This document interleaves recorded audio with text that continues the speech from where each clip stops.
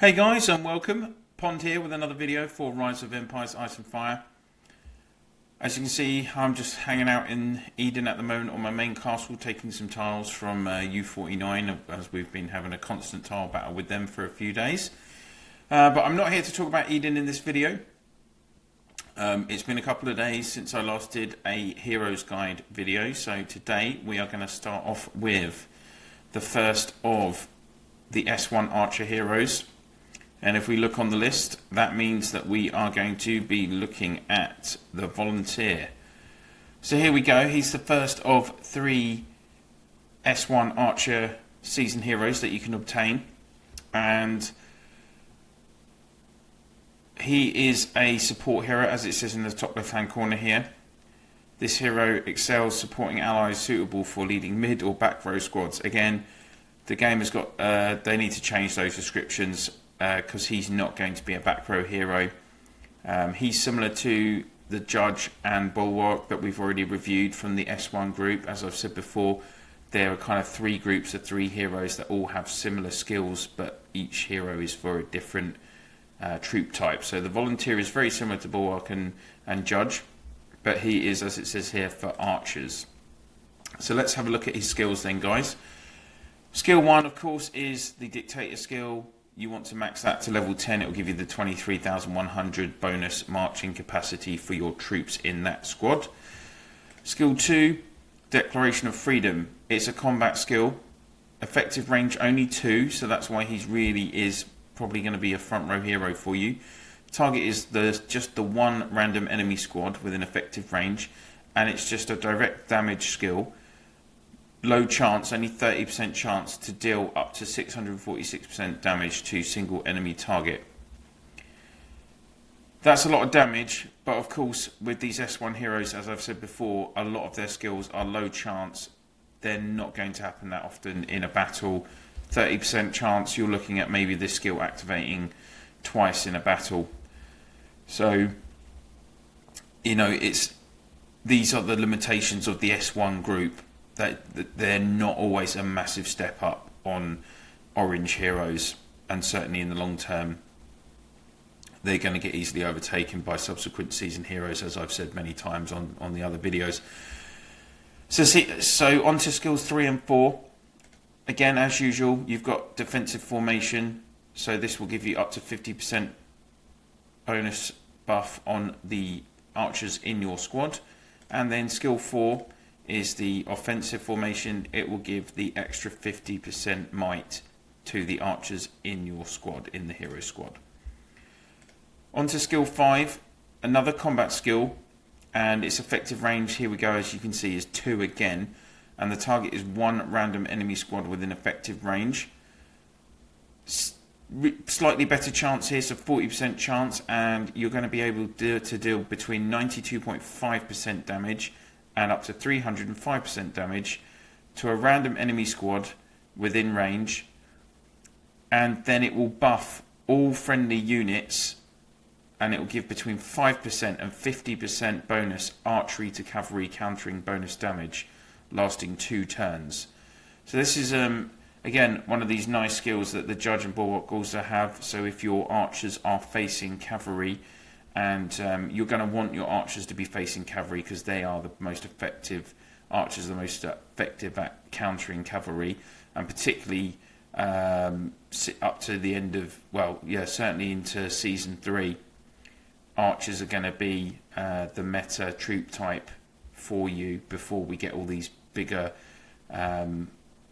cavalry heroes in the S3 group, and from that then onwards cavalry takes over for sure. But in the earlier stages of the game, archers are definitely stronger. So this would give you that extra countering bonus damage for the archers, and it will be for all three squads in your formation, in your legion. And as it says, it lasts for 2 turns. So even though it's 40% chance, if this only activated twice in a battle, then it will last for 4 turns. That's potentially half the battle. So it's a pretty good skill.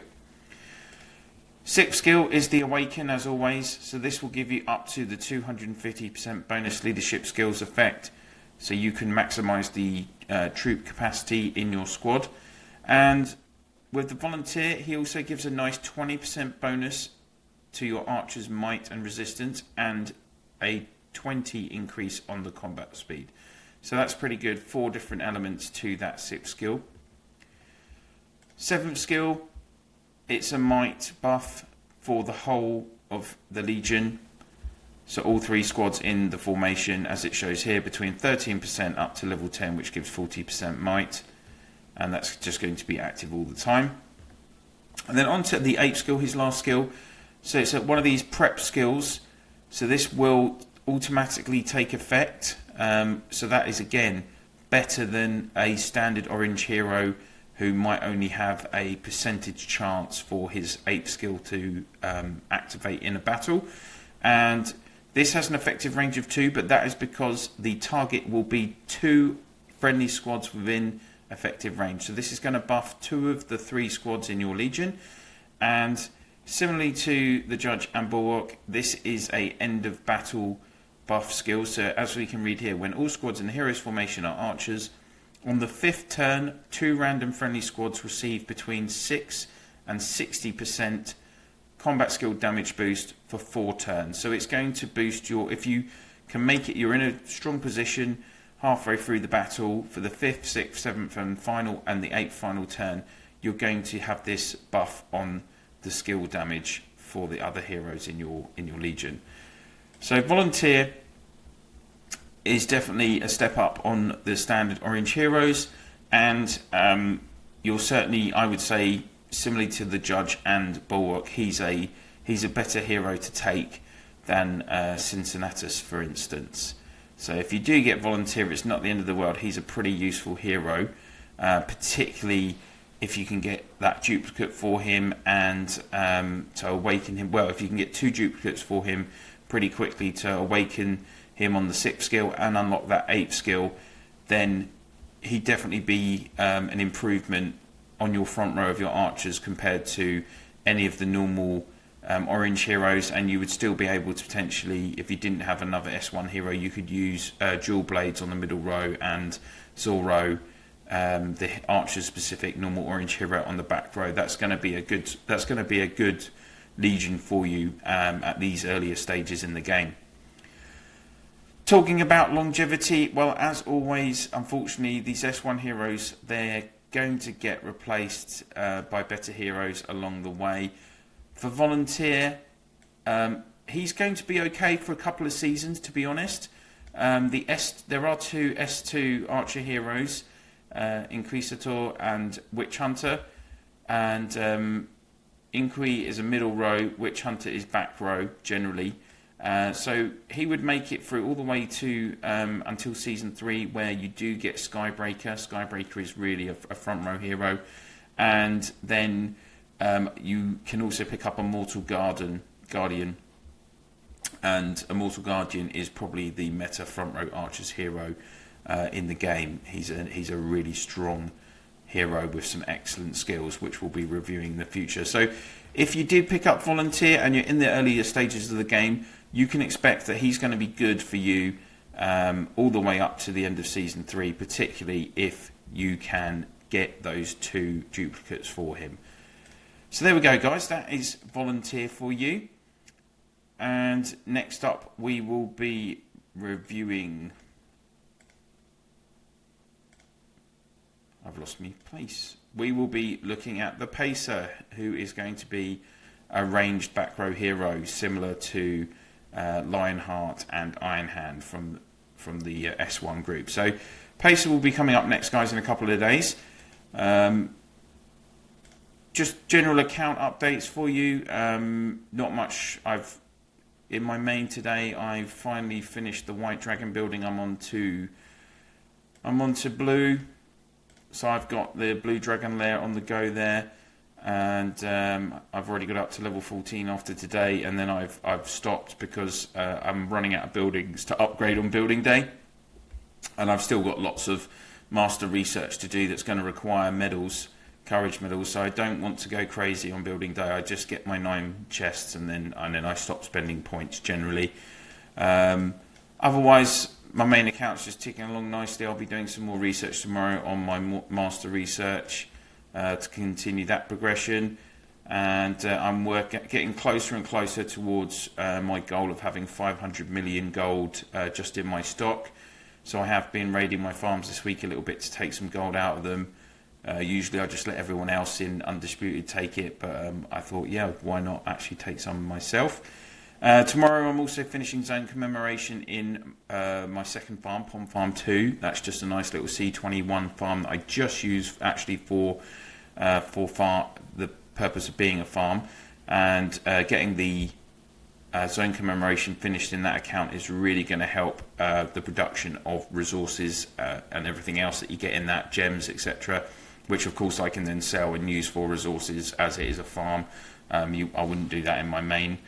So things are all going good in Eden as well. I've got my 10,000 points now, so I will, as long as we get some rewards, I will be okay with that. So if we just have a look in member contribution here, so I'm still a little bit further down the list. I would usually be in the top 4 or 5 players, but I've had a lot going on at work the last few weeks, and so where am I? I'm 24th, which is okay, and we're just having some nice fun tile wars at the moment. One thing I did want to show you is, now I talked about this in my video on combat just the other day, and I was saying about the loss of will when you attack a tile that is more than 150 kilometers from you. And if I can just find the battle, here we go. So this is a good example of one of these events. So Surian from U49, he was trying to take one of our tiles. I garrisoned it, and he was way, he was really far away, and so you can see here, will 0, so his troop damage is minus 70%, while mine are actually garrisoned on the tile. So I had 150 will, no damage decrease, and look what that does. I lost 10,000 power, he lost 1.3 million power. Now, okay, yes, this is my class Legion. It's got 2 S3 maxed heroes, and it's got Army Breaker, an SX hero with 7 skills maxed. I've got full gold gear, all my other stuff, and he didn't even have full gear on, and he was just using 2 unmaxed orange heroes and Warlord with hardly anything done to him. But still, to only have minus 10,000, 614 heavy injuries, this just shows the difference. I mean, he hit me with another Legion as well, and he lost 1.5 million in that, and I did lose a bit of power. But that's where you've got to be really wary with these tile battles in Eden, guys, because it can be a real killer if you're not close to where you're attacking. So there we go. That is everything for this video this evening. Thank you very much for watching and all the support on the channel. I really appreciate it. The subscriptions are going mad this week, which is fantastic. I'm really happy with how the channel is growing. So thank you very much for all that support. Please don't forget to, if you haven't already, subscribe, ring that bell, share my game in your alliance chat, on province chat, and across line app or whatever you guys use in your alliances. And I really appreciate, as I say, the support that I'm getting.